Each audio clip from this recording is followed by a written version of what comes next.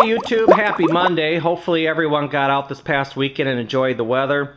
Planted Aquarium MN, just bringing you a quick video update on the progress of my 120 extra high discus tank that I've been working on for the past 2-3 weeks now. This past weekend I got a lot of stuff accomplished. I'm real satisfied with what I got done.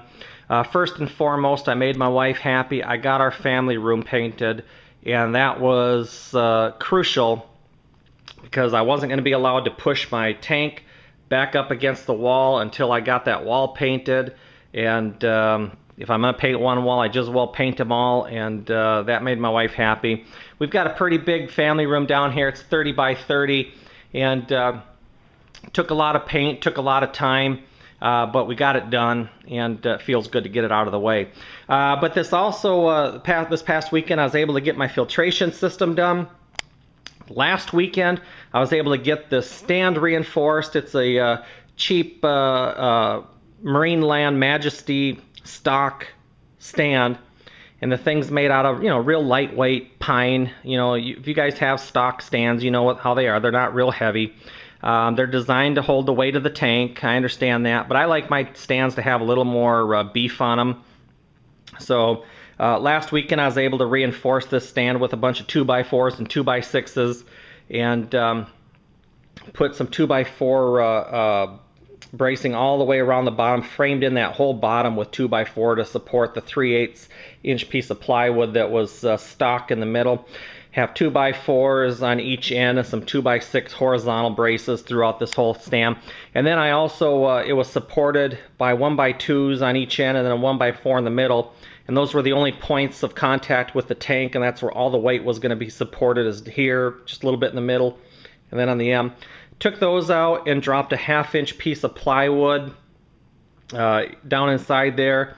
And then took a 1/2 inch rubber mat, and you can see on the bottom of the tank it's black there. It's a black 1/2 inch piece of rubber mat that I laid on top of the plywood, and that'll help even out any imperfections in the plywood or any high spots or low spots, so when this tank is filled with water it's going to sit perfect level. Anyways, that was last weekend. This past weekend I got the filtration system hooked up and ready to go. Did have a couple setbacks. I'll talk about that in a second, but I should have done this differently. I should have got my filtration, my wet dry, and my refugium sump. I should have got those plumbed together before I did the plywood and put my tank on top of it, because then I could have just hooked these up, hooked up the bulkheads. These are connected with two 2-inch bulkheads, so I have 4 bulkheads total, 2 on each unit, connected with 2x2-inch PVC. And it was real hard to do that, sticking these units in under the stand separately and then trying to connect the bulkheads, trying to work down inside there. It was a pain in the rear end. If I would have done this right, and if I was thinking, I would have hooked up the filtration system first and then drop it down inside the stand as a single piece. But because I wasn't doing that and wasn't thinking ahead, I had to do this a little differently. Each system was placed in the stand, and then I had to try and reach down in here and tighten those bulkheads, and I hand tightened them as much as I could. I didn't have a tool to tighten them any further than what I could get with my hand. Filled them up with water. I filled the filtration system up, the sumps up with water, put a pump in and pumped the water back into the bio tower, so I just had a closed loop water test here. And 2 of my bulkheads were leaking, not a lot. I got maybe a tablespoon out of 2 of the bulkheads after about 2 hours of time. So not a lot, but enough that it's going to be an issue. So I went over to my dad's place and brought back a little tool here, the Jaws of Death, that I was able to stick down inside there and crank on those bulkheads and give each one of them that nice extra quarter turn that you usually want on a bulkhead. So I haven't had time to re-water test it. I'm going to try that this evening, but I'm confident that those leaks are taken care of, and it's not going to be an issue at all. So anyways, the filtration system's all set to go.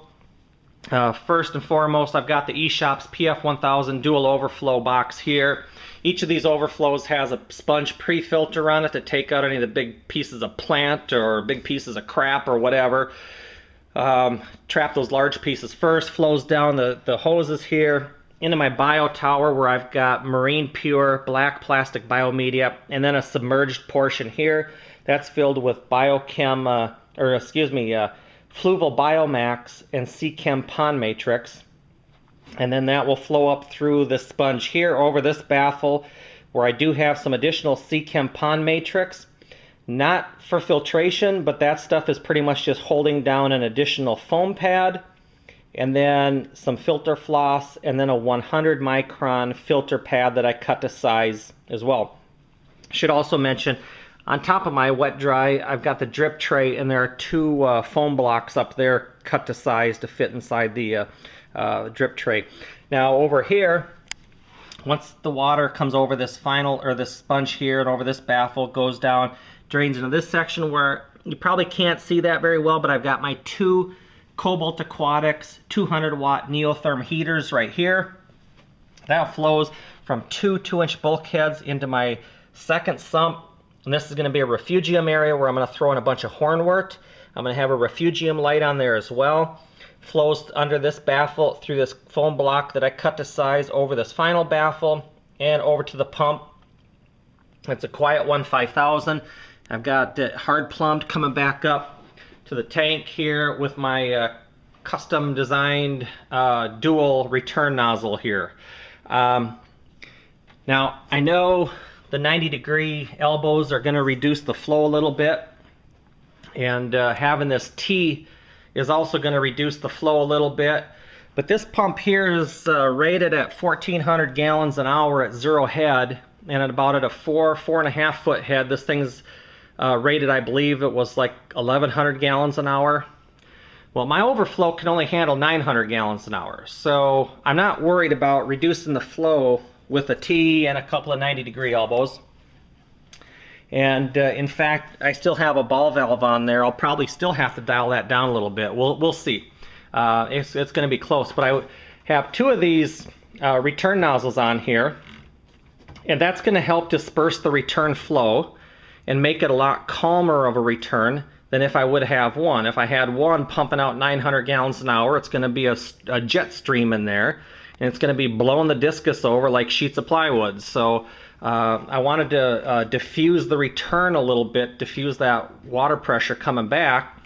And then it also gives me more flexibility. I can aim these both in completely different directions and just put the water flow back into the tank where I want them, or where I want the water to be. So, I mean, these things, they're great. They're on Amazon.com. They're like $8 a piece, and they come with, they fit the 1-inch diameter hose.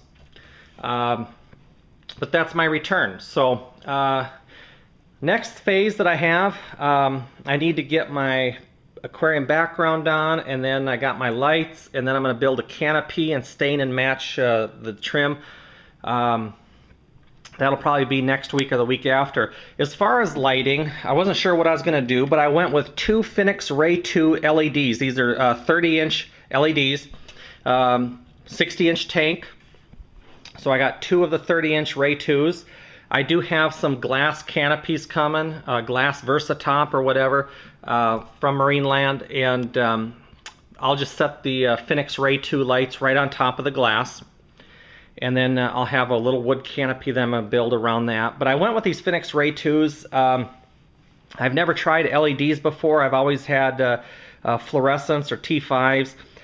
But these have a lot of positive comments on them. They put out a pretty good light, a lot of power for an LED, high intensity. If you go on the plantedtank.net forums and read about Phoenix Ray 2s, you'll find a lot of positive feedback about these. But one strip of a Phoenix Ray 2 is equivalent to the same size 3 T5 high output bulbs. Now, I'm not going to sit and debate is that accurate or not. That's the data that's posted on the plantedtankforum.net. That's also what Phoenix Ray, or Phoenix, the manufacturer, says about these here. But these are a high par fluorescent, or a high par LED fixture. At 26 inches of tank height,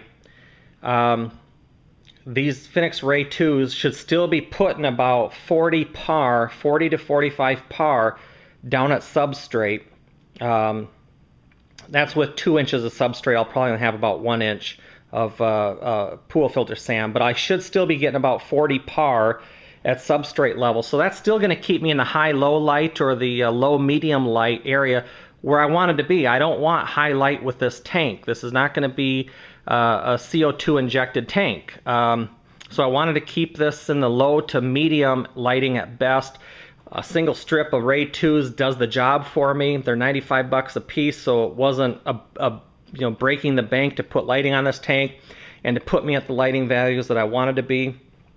Yeah, so that's what I've got going on right now. I've got to get the top, build the canopy, put the lights on, get the background on. I need to push my tank back against the new painted walls here, make sure the leaks are done, or leaks are taken care of down here at the bulkheads, which I'm sure they are. And that's about it. So, and then from there, just need to fill it up with a little bit of substrate, fill it up with water, turn the pumps on. I'm going to seed this filter with a couple of pads, filter pads coming out of my planted 75-gallon tank here. I'll seed it, take out a couple of the old filter pads, just plop them in the drip tray here and seed this filter. And then, let it go for a couple weeks and, start plopping some fish in. So anyways, that's the progress. Got a lot done. Still have a little bit to do. But anyways, I appreciate everybody watching. If you have any questions or comments, please let me know. If you haven't subscribed, please do. Hope everyone has a great day, and we'll catch you later.